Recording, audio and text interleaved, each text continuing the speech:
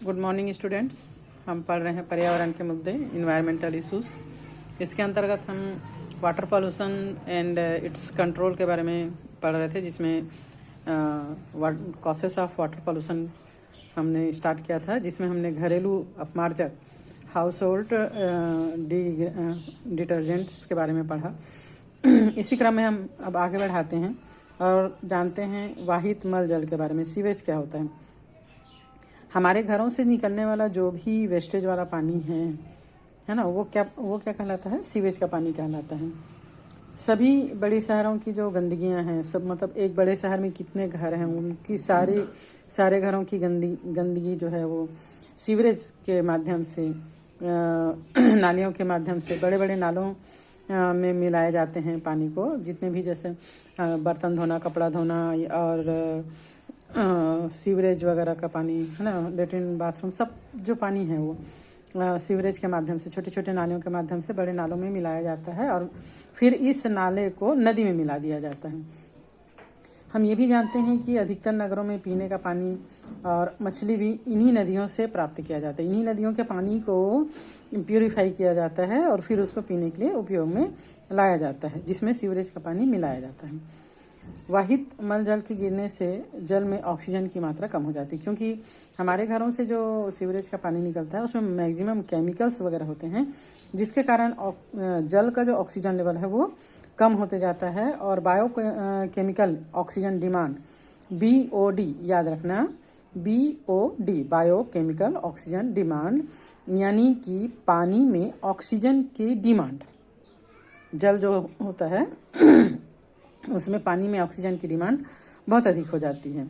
वाहित मल जल में कार्बनिक पदार्थ और जैव प्रदूषक ज़्यादा मात्रा में पाए जाते हैं और इनकी उपस्थिति में जीवाणु और कवकों की संख्या, कौन से जीवाणु और कवकों की संख्या जो नुकसानदायक है हमारे लिए, उनकी संख्या बढ़ जाती है।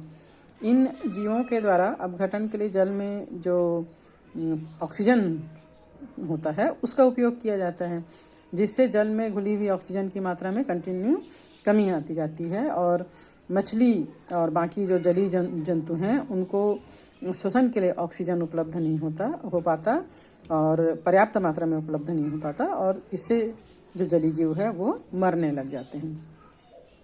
इस तरह के पानी में अनेक प्रकार के हानिकारक जीवाणुओं और वायरसों की उपस्थिति बढ़ जाती है और इससे अनेक प्रकार की बीमारियों का खतरा भी बढ़ जाता है। कभी कभी जल में जो विष है, जहर है, यानी जो हमारे लिए नुकसानदायक है, उसकी मात्रा इतनी ज़्यादा बढ़ जाती है कि बड़े पैमाने पर मछलियाँ मरने लगती हैं। जैसा कि कुछ समय पहले दिल्ली और आगरा के बीच यमुना नदी में, कानपुर के निकट गंगा नदी में देखा गया था कि वहाँ के जल के प्रदूषण के कारण वहाँ नदियों में पाए जाने वाले मछलियाँ जो हैं वो बड़ी मात्रा में मर गए थे। नेक्स्ट आता है औद्योगिक अपशिष्ट, इंडस्ट्रियल वेस्टेज क्या होता है? जितना भी व्यावसायिक काम है ना, जैसे व्यावसायिक नगरों में जैसे कि कानपुर, मुंबई, दिल्ली, कोलकाता, अहमदाबाद, आगरा, इन सब जगहों में बड़ी बड़ी मिलें हैं विभिन्न प्रकार के सामान के निर्माण के लिए, और इन कारखानों का, मिलों का जो अपशिष्ट पदार्थ है उसको बिना प्यूरिफाई किए हुए, बिना प्रदूषण मुक्त किए हुए नदियों में मिला दिए जाते हैं, जिससे नदियों का पानी जो है वो कंटिन्यू प्रदूषित हो रहा है। और इन फैक्ट्रियों से निकलने वाले इस प्रदूषण में कुछ ऐसे रासायनिक पदार्थ होते हैं जिसके कारण जल जो है वो विषाक्त हो जाता है। विभिन्न प्रकार के अकार्बनिक पदार्थ जैसे फेरस लवण, सल्फाइट, कागज, चीनी, रबर, कृत्रिम रेशे, खेत और जो चर्म संस्कारशाला है, मतलब जो चमड़े का कारखाना वगैरह हैं, उनसे निकलने वाले कार्बनिक अवशेष, फिनाल, साइनाइड, भारी धातु, तेल, धूल, कोयला, ये सब कारखानों से निकलने वाले मुख्य अपशिष्ट पदार्थ हैं जो कि नदियों के पानी को विषाक्त कर देते हैं।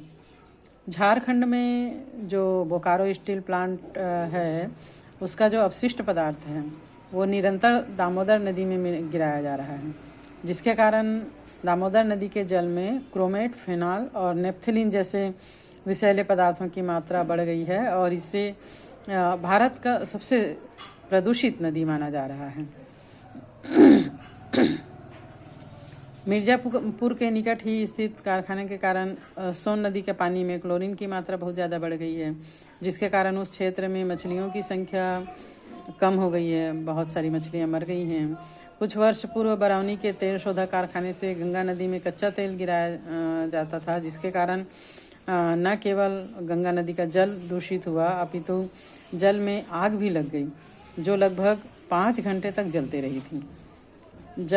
तेल में मुख्यतः एरोमेटिक हाइड्रोकार्बन उपस्थित होता है और इसका प्रभाव बहुत ही ज़्यादा विषैला होता है, जिससे मनुष्य और जलीय जंतुओं को बहुत ज़्यादा क्षति पहुंचती है। तो आज हम जल प्रदूषण का इतना ही पढ़ेंगे। नेक्स्ट लेक्चर में हम इस क्रम में आगे बढ़ेंगे और कृषि के स्रोत, उर्वरक, पीड़कनाशी इत्यादि के बारे में जानकारी हासिल करेंगे।